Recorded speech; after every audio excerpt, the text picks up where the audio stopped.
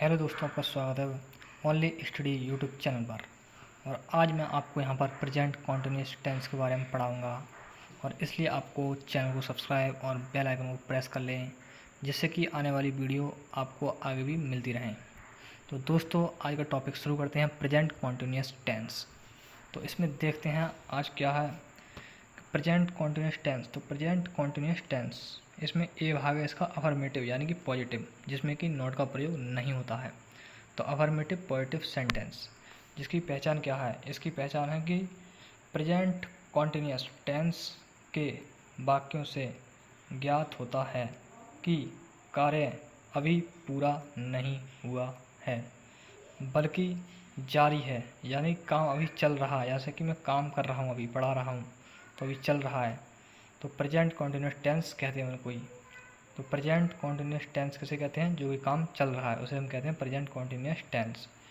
बल्कि जारी है, अतः इस टेंस को प्रेजेंट इम्परफेक्ट या प्रेजेंट प्रोग्रेसिव भी कहा जाता है। फिर इसके बाद है कि इस टेंस में क्रिया के अंत में, इस टेंस में क्रिया के अंत में रहा है, रही है और रहा हूँ और रहे हैं, रहे हो आदि शब्द आते हैं। आदि शब्द क्या है? हिंदी वाक्य के अंत में आते हैं या मेन वर्ग के बाद आते हैं, क्रिया के वर्ग के बाद आते हैं। और कार्य के लगातार होते रहने का समय भी नहीं दिया होता है। इसमें समय दिया नहीं होता है कि इतने घंटों से कार्य चल रहा है, सिर्फ इसमें क्या होता है, चल रहा है काम, यानी कि जारी है काम, ये नहीं पता कब से चलेगा। इसलिए इसे क्या है, हम प्रेजेंट कॉन्टिन्यूस टेंस कहते हैं। इसके बाद इसके अनुवाद के नियम क्या हैं? अनुवाद के नियम है कि इस टेंस में आई के साथ सहायक क्रिया एम, हमेशा एम का प्रयोग होगा आई के साथ प्रेजेंट कॉन्टिन्यूस टेंस में। और यू वी दे और प्लूरल नाउन, जैसे किसी वस्तु का नाम है, वो किसी भी चीज़ का नाम, नाउन क्या है? नाउन कहलाता है। यानी कि नाउन क्या है? एक नेमिंग वर्ड है। कोई व्यक्ति, जगह, वस्तु, जिस चीज़ का भी नाम है वो क्या है? नाउन है। ठीक है, नाउन में इतनी बात आप याद रखो कि नाउन किसे कहते हैं? किसी पर्सन यानी कि जगह या कोई इमारत हो, कुछ भी हो, जिस किसी चीज़ का नाम है वो क्या है? नाउन है। तो प्लूरल नाउन के साथ आर तथा ही, सी, इट एवं सिंगुलर नाउन के साथ इज का प्रयोग करके बाक, यानी कि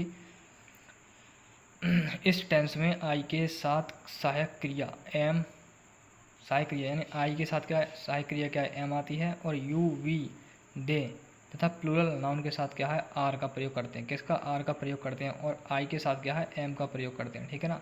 तो आई के साथ एम का प्रयोग और यू वी दे के साथ और प्लूरल नाउन के साथ क्या है? आर का प्रयोग तथा ही, सी, इट एवं सिंगुलर नाउन के साथ इज का प्रयोग करके वाक्य की मुख्य क्रिया यानी कि मेन वर्ब के अंत में आईएनजी जोड़ देते हैं।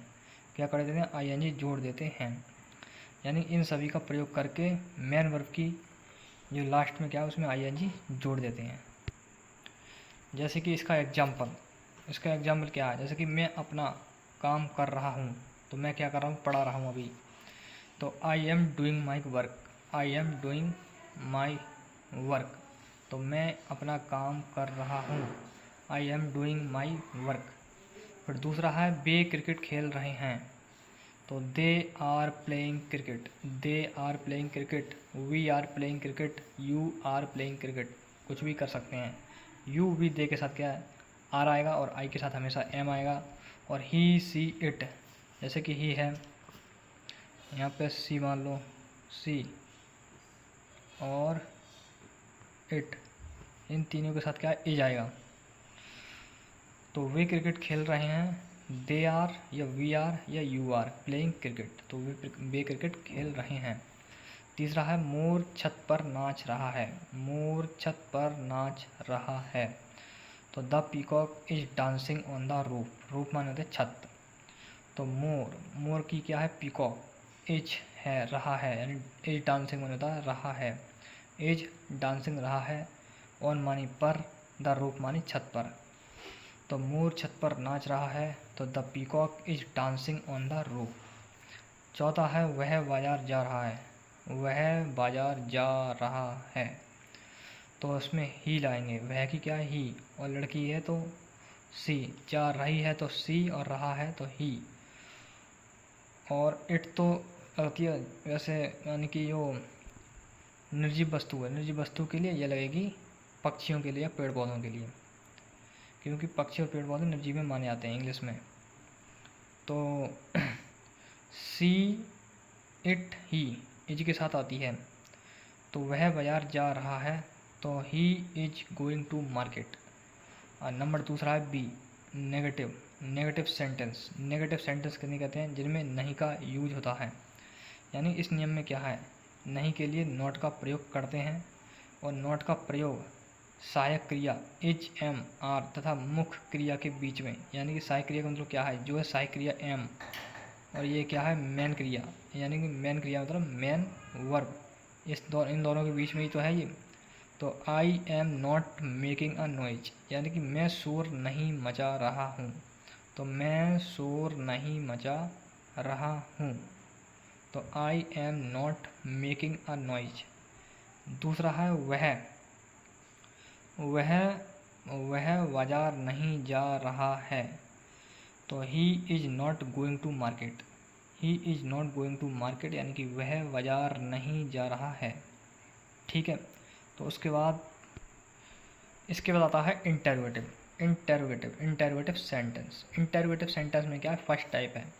फर्स्ट टाइप होती है यानी क्या वाले, जिसमें कि हिंदी वाक्य के अंत में सर्वप्रथम क्या का यूज होता है, यानी क्या का प्रयोग होता है।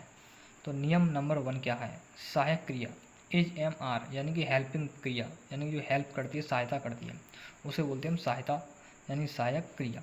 तो इज, एम, आर को कर्ता के अनुसार, कर्ता माने होता है सब्जेक्ट, इंग्लिश में कहते हैं सब्जेक्ट, जैसे कि I, you, they, he, she, it.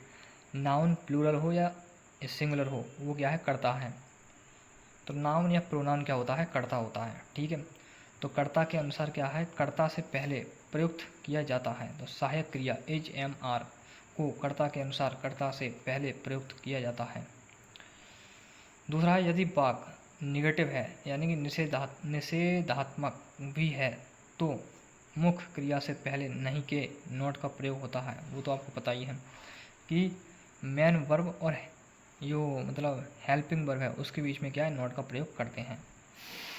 अब क्या वह बाजार नहीं जा रहा है, तो क्या की मतलब क्या है, इसमें इज, एम, आर का प्रयोग होता है सर्वप्रथम सब्जेक्ट के अनुसार। तो ही सब्जेक्ट कैसा है, सिंगुलर, और सिंगुलर के लिए क्या आता है, इज।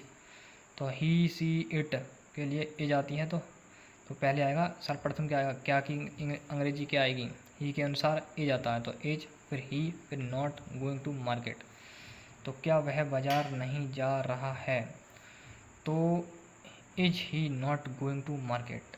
दूसरा है, क्या वह पढ़ रहा है, क्या वह पढ़ रहा है, तो he is reading, he is reading. और ध्यान रखना कि इसके लास्ट में हमेशा क्वेश्चन मार्क, यानी क्वेश्चन मार्क आएगा, फुल स्टॉप नहीं आएगा। फुल स्टॉप आता है जिसमें क्या का प्रयोग नहीं होता, यानी कि जो क्वेश्चन वर्ड नहीं होते हैं, क्वेश्चन वाला वाक्य नहीं होता है, यानी पॉजिटिव वाक्य में हमेशा फुल स्टॉप आता है, या नेगेटिव वाक्य में। और इंटरोगेटिव वाक्य में क्या है, फुल स्टॉप नहीं, इसमें क्वेश्चन मार्क लगता है, ऐसे कि ये लगा हुआ है। तो क्या आप आ रहे हो, तो क्या आप आ रहे हो, तो क्या आप आ रहे हो, तो are you coming, are you coming. Second type है WH फैमिली वाली, जिसमें कि वाक्य के बीच में, हिंदी वाक्य के बीच में व्हेन, यानी कि क्या, कब, कैसे, कहाँ का, कैसे मतलब शब्द का प्रयोग होता है। तो नियम क्या है, सर्वप्रथम वाक्य में प्रश्न सूचक शब्द की अंग्रेजी लिखी जाती है। सर्वप्रथम वाक्य में प्रश्न सूचक शब्द की अंग्रेजी लिखी जाती है। इसके पश्चात सहायक क्रिया का प्रयोग होता है, यानी कि सर्वप्रथम क्या है, वाक्य, जो वाक्य आएगा जैसे व्हेन यानी कब, कहाँ, कैसे की प्रयोग इंग्लिश क्या है, यानी कि अंग्रेजी क्या है, पहले लिखी जाएगी, उसकी अंग्रेजी पहले लिखी जाएगी।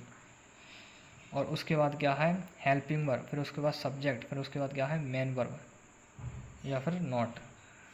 तो सर्वप्रथम वाक्य में प्रश्न सूचक शब्द की अंग्रेजी लिखी जाती है, और इसके पश्चात सहायक क्रिया का प्रयोग होता है। जैसे कि एग्जाम्पल नंबर 1 क्या है, कि तुम्हें कौन पढ़ा रहा है, तुम्हें कौन पढ़ा रहा है, तो हु इज टीचिंग यू, तो हु का प्रयोग इसमें मेन अलग तरीके से है। हु क्या है यहाँ पर एक सब्जेक्ट है, हु क्या है एक सब्जेक्ट है, कौन क्या है यहाँ पर सब्जेक्ट की तरह कार्य करता है, और हु क्या है एक क्वेश्चन वर्ड की तरह कार्य भी करता है।